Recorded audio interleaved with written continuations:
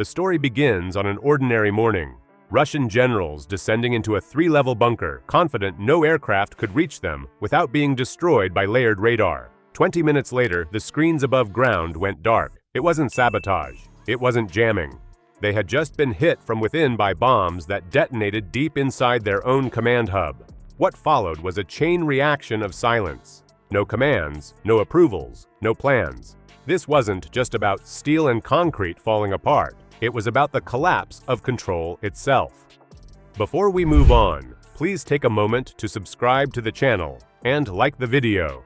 Underground complexes are usually seen as fortresses, designed to withstand artillery, missiles, and even air attacks. Thick layers of concrete, steel, and soil give the impression of safety, yet Ukraine managed to target one so precisely that the heart of its structure collapsed from within. The puzzle isn't why the surface was hit, but how the interior itself failed when the outside still looked intact. Russian forces have built their war effort around these buried command centers, scattered across occupied areas. Each one works as the brain of a sector. They aren't just offices under the earth, they are hubs that connect field divisions to the higher command. Maps, encrypted computers, and lines of communication feed through thick blast doors. The design aim is simple: continuity. Even if shelling or drones rip apart everything above ground, commanders inside should stay untouched and give orders without interruption. That was the theory. The problem with this theory is scale. To actually penetrate those bunkers, militaries normally need massive, specialized weapons, giant penetrator bombs with hardened casings capable of drilling through layers before detonating.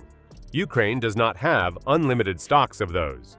On paper, it shouldn't have been able to crack a site like this at all. Soviet engineers built most of these facilities with Cold War planning in mind, expecting NATO to drop nuclear or heavy conventional munitions. That kind of protection encourages confidence, maybe even overconfidence, because it makes commanders believe they can sit through a storm without leaving the table. So how did Ukraine's planners find a door into something that seemed shut tight?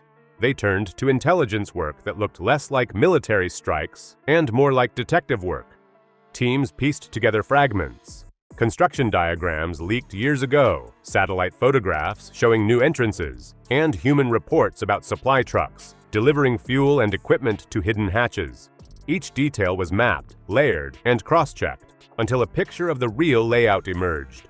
Ventilation shafts, backup power feeds, fuel storage points. These became the pressure points.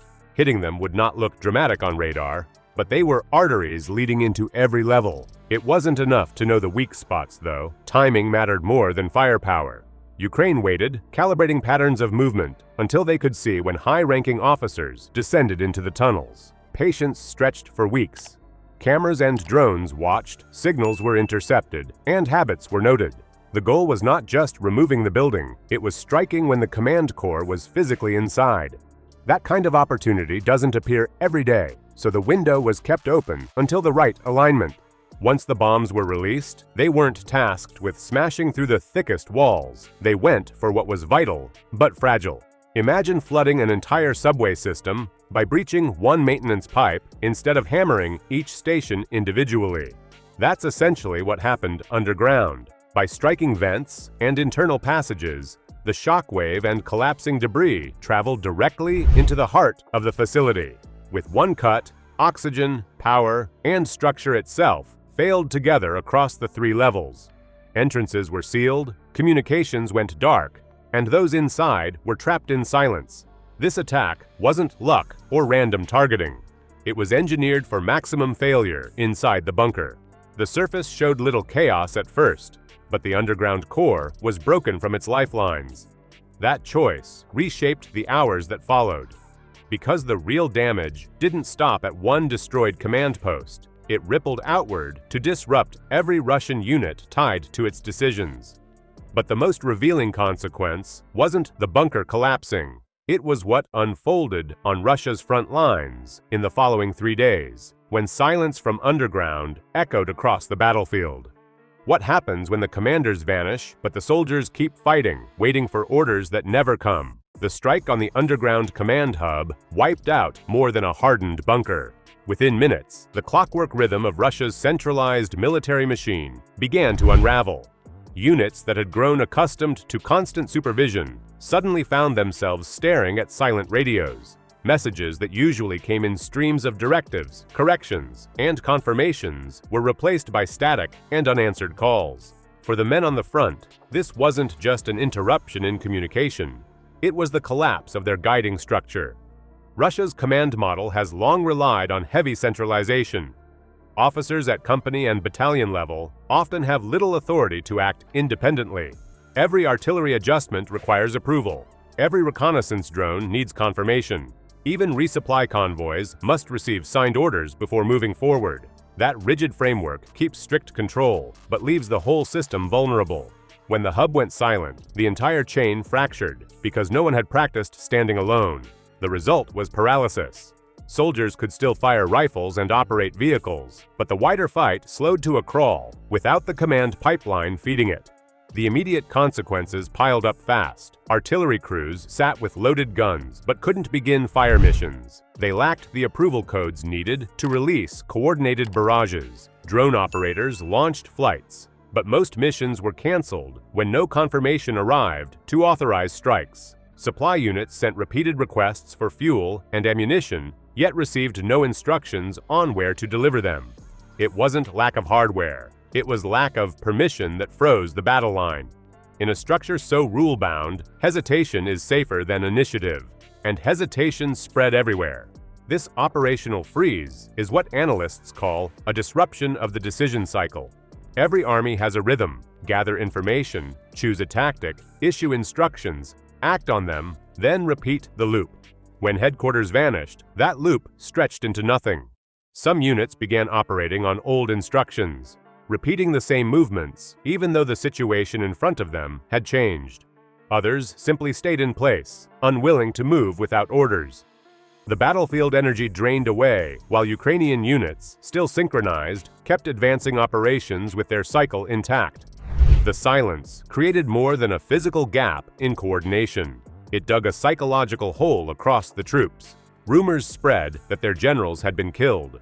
Others whispered that leadership had been captured or that headquarters had abandoned them on purpose. Doubt replaced discipline. Advances stalled, not because of enemy fire, but because no one trusted their next move would be supported. A soldier who doesn't know if higher command is even alive begins to wonder whether fighting makes sense at all. For 72 hours, Russian units tried to improvise. Without functioning encrypted links from headquarters, they returned to relay networks far slower than modern systems. Couriers moved on foot or by vehicle carrying handwritten notes between units. Radio operators fell back on insecure lines, exposing conversations to interception. Every order that had once traveled in seconds now took hours, sometimes half a day. In fast combat, such delays meant targets vanished before strikes could be launched, and opportunities for maneuvers closed before they were recognized. It was as if someone had cut the central router of an enormous digital network. The devices remained intact, screens still glowing, but none of them could connect. Each node became an island, speaking only to itself. That was the Russian front. Tens of thousands of soldiers with weapons in hand, but stripped of the command matrix that tied them together. The paralysis didn't come from destroyed tanks or empty ammunition crates, but from the sudden disappearance of a brain directing the body. The strike proved a simple truth: destroying every gun or tank isn't always necessary to stop an army. By targeting the command hub, Ukraine showed how one point of failure can freeze an entire front. Modern forces that rely on strict central control carry built-in fragility. Viewers should consider what that means for conflicts ahead. If one bunker or server farm can silence thousands of troops, then the balance of war shifts. The future may be less about who controls the biggest arsenal and more about who interrupts the enemy's ability to think, decide, and respond in real time.